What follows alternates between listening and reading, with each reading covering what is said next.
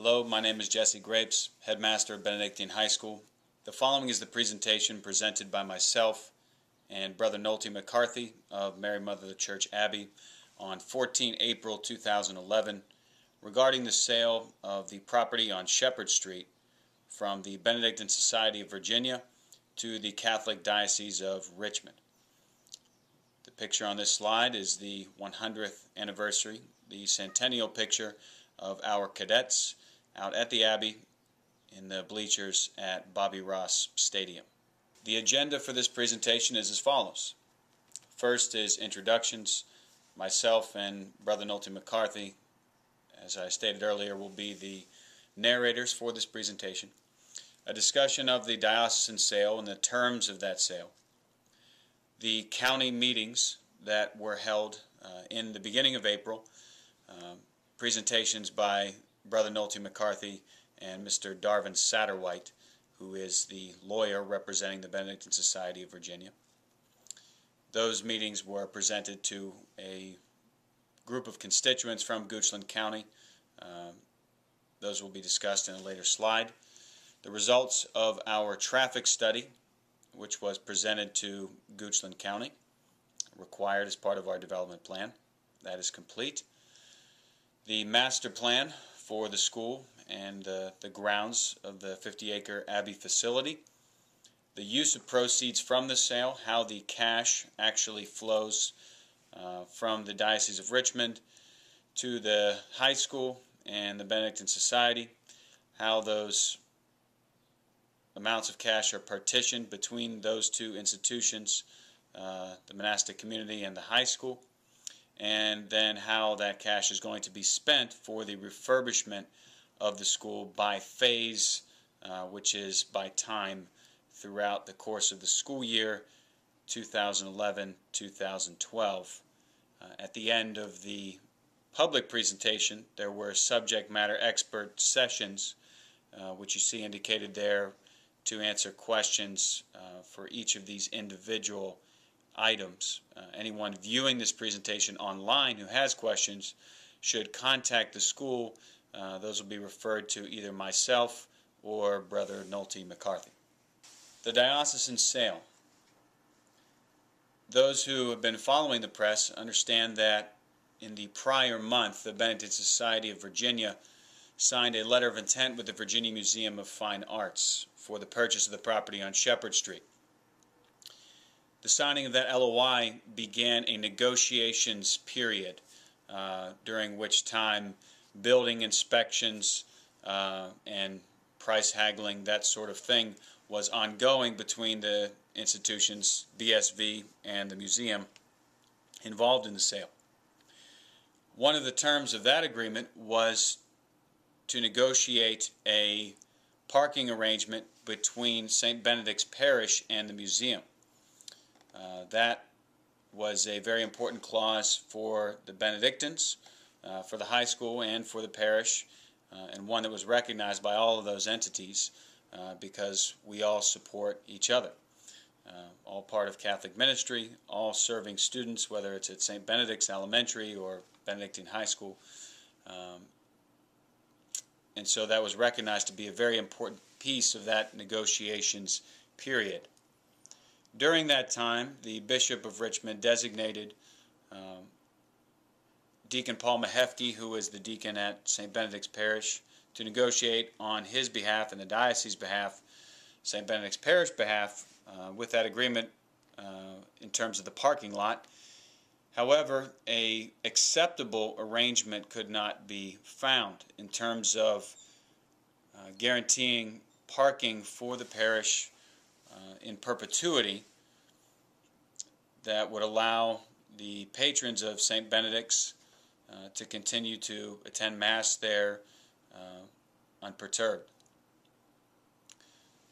As a result of that, the Benedictine Society entered into negotiations with the Diocese of Richmond, with the bishop, for the sale of the property during the negotiations period with the museum. As a result of those negotiations, those two parties, the Diocese of Richmond and the Benedictine Society of Virginia, the BSV, found a mutually beneficial agreement, a win-win, as the bishop termed it, for both parties, to protect the church, to protect the future plans for Benedictine at its Abbey campus, and the parish school, St. Benedict. The price on that agreement was $6 million. As you might have heard in the Richmond Times-Dispatch or other reports, the negotiated price for the school property with the Virginia Museum was slightly higher than that. However, the cash flow, as Brother Nolte McCarthy discusses later, is favorable in this scenario,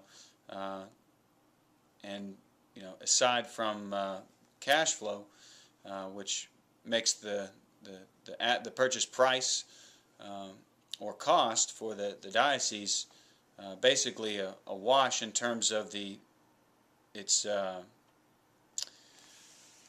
benefit compared to the purchase price with the museum. The other benefits are more important, as they protect the Catholic community, our longtime parish supporting the high school, and our ministry in Richmond. Some of the terms of that deal: in terms of the lease, the monastic community can continue to operate the high school at its current location for 18 months after the contract is executed, essentially rent-free for a period of 18 months. On the gymnasium, if you recall, our potentially enacted deal with the museum allowed for 2 years of use of the gymnasium after Benedictine moved to the Abbey campus. However, in our deal with the diocese, we have 3 years of primary usage after that arrangement, after that contract is executed. So, benefit to Benedictine to continue to use Memorial Gym for 3 years after our move. Transfer of the annex and priory. The school, Benedictine, has primary use of the annex priory for 18 months after the contract is executed, at which time the annex and priory will be used by St. Benedict's parish for their own ministries and offices and initiatives. The buyback option, essentially what that means is, should the high school move to the Abbey, which is the plan for the fall of 2012, and for whatever reason, catastrophe or enrollment or whatever reason, the monastic community decide that they would like to return the high school to Shepherd Street, they may repurchase the property on Shepherd Street for a significantly lower price than the sale price. A non-compete clause, essentially what that defines is that the diocese, while they own the high school property, and after Benedictine moves to the Abbey campus, the diocese may not open a high school that competes directly with Benedictine for a certain period of years, which protects the business of the high school and our efforts to grow the school and increase its capacity for students and academic development at the larger and more updated Abbey campus. And last is the educational franchise clause, which protects the future existence of Benedictine in any eventuality. What that means is, should in any scenario the BSV decide not to continue to pursue education as their ministry in Richmond or Virginia, the educational franchise, which is the school, would pass to the the Diocese of Richmond. They would have the option to take over the educational franchise, essentially, that is Benedictine High School, running it as Benedictine, a Catholic boys' military high school. It's a very important clause, as is many of the others, in protecting the future of Benedictine and guaranteeing our growth and development at our new campus for another 100 years and perpetuity. The week of April 4, 2011, we held 2 public meetings which were required of us by Goochland County to present the results of some work done for our new campus at the Abbey. One of those was our traffic study, which Brother Nolte will get into some more details in a moment, but was a very favorable study we had to conduct, but wanted to conduct, in terms of our capacity, putting cars on the road, and square footage of the school, and what impact to River Road and Patterson and some tributary roads would be. It was a very positive report for us, which is logical to understand. Essentially, we're not increasing traffic because the vast majority of our students and or parents are driving out to the Abbey every day anyway. They're just driving there at 3:30 in the afternoon, which is closer to rush hour traffic going that direction. In our new scenario, the school located at the Abbey, we would just be transferring that traffic to much earlier in the morning, between 7 and 7:30. We would be reverse traffic flow going against the rush hour traffic heading into town. And so the results of that study were very favorable and positive, and received well. The other piece of our plan that was presented was the master plan, which is the full development plan for the school in the foreseeable future, including developments of the school building itself, the new locker room facility we're planning for adjacent to the football field, gymnasium, maintenance shed in the back, and some other small changes to parking and irrigation and whatnot. Brother Nolte McCarthy will cover these in detail in the slides to come. A bit on Brother Nolte. Brother Nolte has held various management positions in construction and construction-related companies over his employment career prior to becoming a monk. Most recently, he was director of various divisions of Tarmac America, where he directed Tarmac's $110 million annual revenue cement and building support facility in Miami. Brother Nolte has a number of experiences directing, designing, marketing, and budgeting, the construction and rehabilitation of some commercial facilities, including the following. 1, a $30 million rehabilitation and expansion of Jefferson Forest High School. 2, a renovation of Cox Hall at Longwood University. 3, the remodeling and expanding of Hampton-Sydney Gymnasium. 4, a $3.8 million reconstruction of Crossroads Baptist Church after it was destroyed by fire. And 5, the expansion of the Daytona Beach Hilton.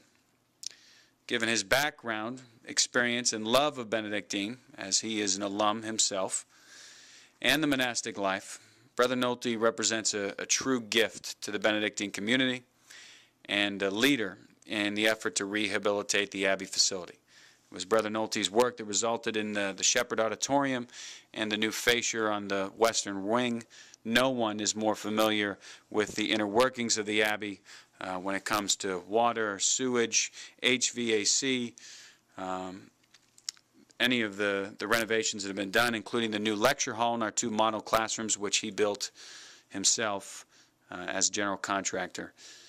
So without further ado, I will turn it over to Brother Nolte for narration and the remainder of our slideshow. The traffic study, we've come up with the highway engineers that we need to limit the westbound traffic on River Road.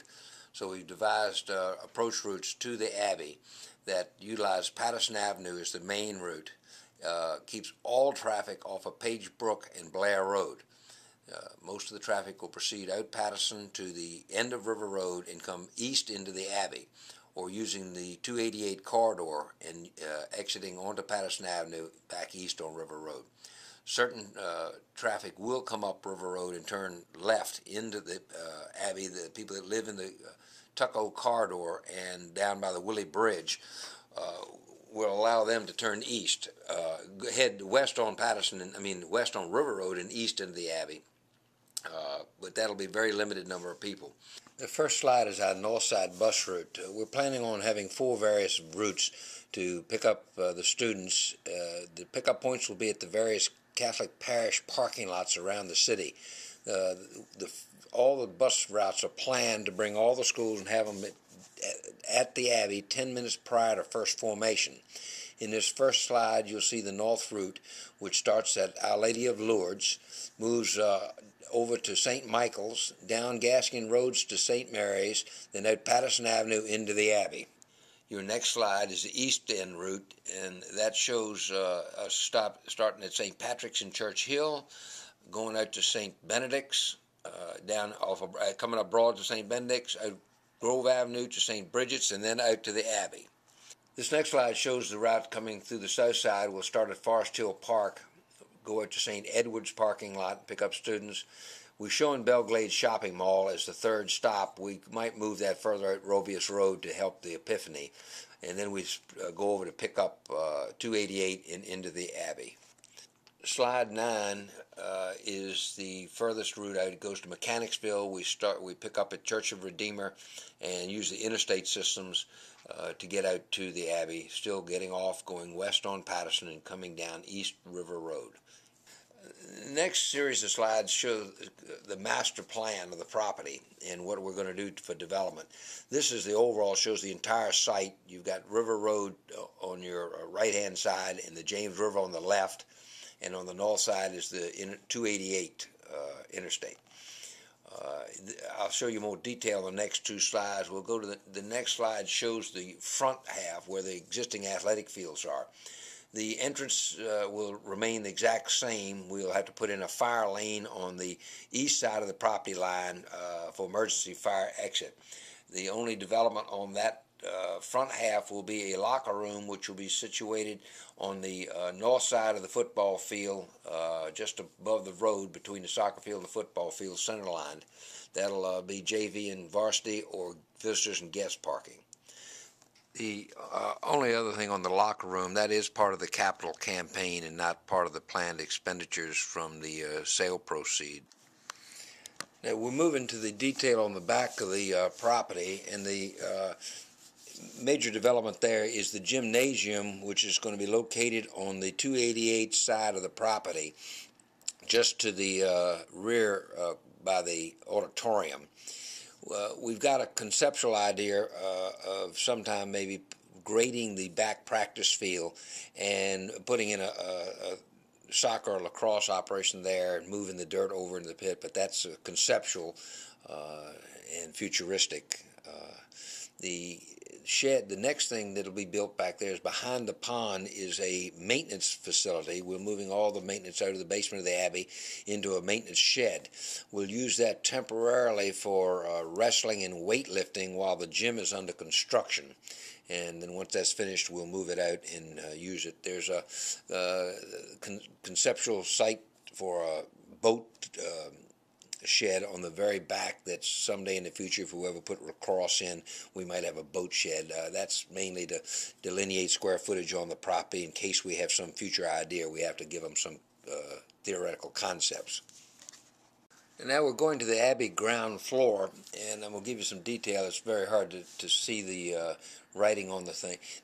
On the very west end, where the current locker room is, weight room, we're going to convert that into a student lounge, and that will be for the kids to muster in the morning. They can go down in the afternoon. We're going to put a concession stand, snack bar in the area for the students to have availability. There'll be classrooms where the current coaches' offices are. Most of the west wing going towards the auditorium will be labs and 2D and 3D art. Current locker room varsity will be converted into 2D art, and the JV small locker room will be converted to 3D pottery art. and chemistry will be in the old original chemistry lab. The central hallway is the military department. You'll have the arms room, quartermasters, all your sergeants and colonels' offices, and military classrooms. Continuing straight to the east wing, underneath the kitchen area, will be robotics and physics. And then the music room will be the large room in the very back of the eastern wing. The Abbey first floor is pretty much complete. The library will have some wall removal there, and the library will be opened up a little wider and showing in this slide. The main dining room will be overhauled. We'll take the old carpet out. That'll be tiled. We're going to put in storefront glass doors in it and a patio out in the front for the senior students to be able to use.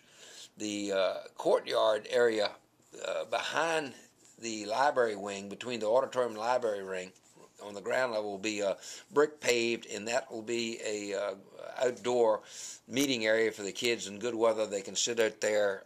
They'll have benches and chairs, and they can do studies. The rest of the classrooms will be refurbished. The east wing, which is now the current first floor bedrooms for the retreat center, will be converted into staff offices for finance, advancement, and athletics. The second floor of the Abbey is pretty much retrofitted on the west side. The new lecture hall is in, 2 of the classrooms. The current bedrooms that are in the infirmary area, the monastic infirmary area, are going to be gutted out and opened up, and there'll be faculty offices for all the different disciplines, English, math, etc. We'll have all the offices in those first row of rooms. And the current area where the wrestling team practices will be 5 classrooms will be installed there. The entire rest of the third floor is cloistered, be set up for the monastery. The third floor retreat wing will house the new infirmary rooms and guest rooms for the monks, and there'll be a chapel. The chapel will be relocated into the cloister. This slide shows the breakdown of the proceeds of the transaction with the bishop. We're receiving $5.5 million in cash, and the monks will carry a $500,000 promissory note with 4 years. As agreed prior to this process, the monks were taking 1/8 of the proceeds to put into their health and retirement account to take care of the aging monks and their needs in the future. So the $750,000 will be paid to the monks. They'll take the deposit of $250,000, and the note for $500,000 will go to the monastic community over the 4 years.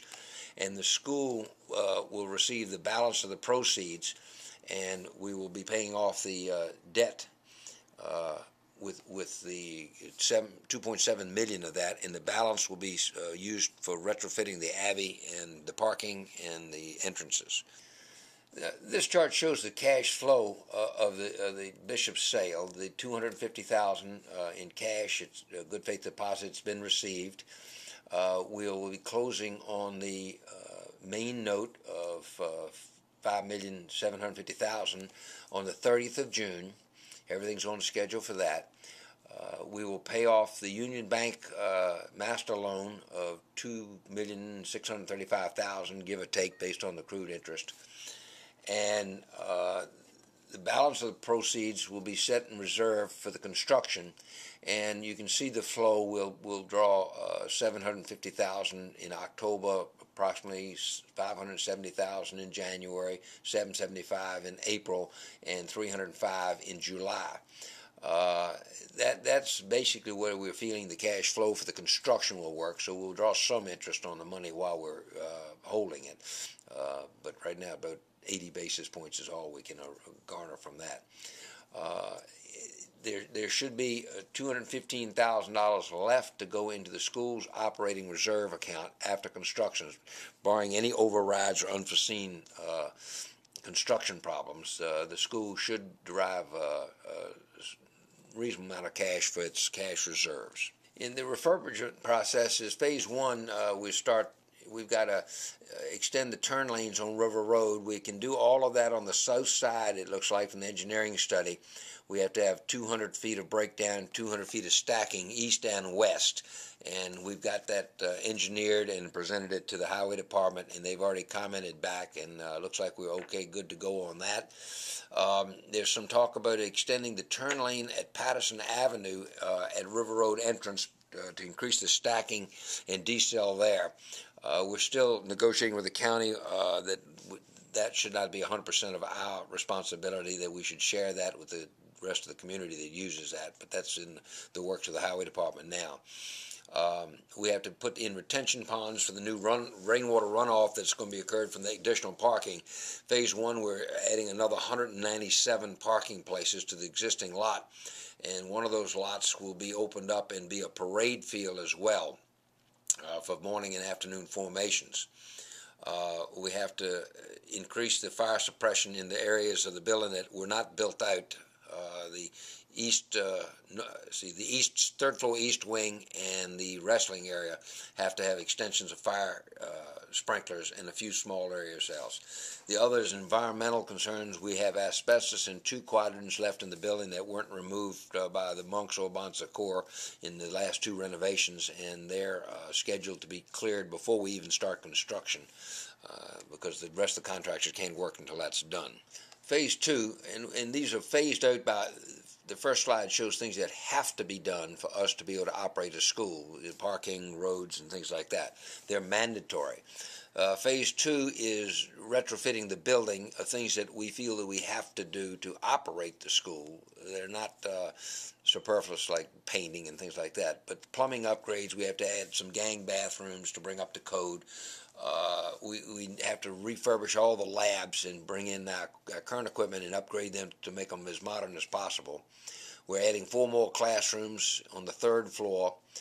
We're completing the HVAC upgrades, which is about 140 tons of additional air conditioning to finish out redoing the entire building, and replace exterior windows in the west wing and the central one where the auditorium runs to. We'll upgrade others as money is allowed after we finish the parking lot and the amazing things. Then we got technology upgrades that have to be done.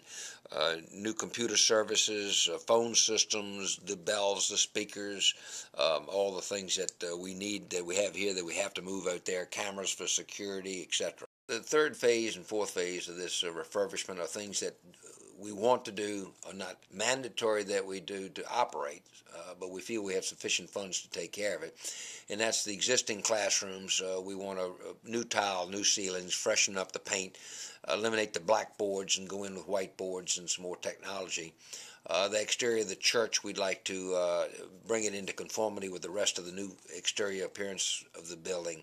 And FF&E is we're going to buy new teachers' desks and some additional desks and furniture to outfit the school. These are things that are nice to have. We want them. We think we can have the funds to do it, but they're not mandatory to actually make the relocation. Thank you for listening to our presentation on the sale of the property on Shepherd Street to the Diocese of Richmond. Should anyone have any questions, which I'm sure there may be, please feel free to contact the school and have those questions directed to either myself, the headmaster of Benedictine, Jesse Grapes, or to Brother Nolte McCarthy, who is our Director of Operations. We'll be happy to answer any questions about our plans, about the cash flow resulting from the diocesan sale, or the phases of development for the school year beginning in fall 2012. Thank you very much for your time, and go Cadets.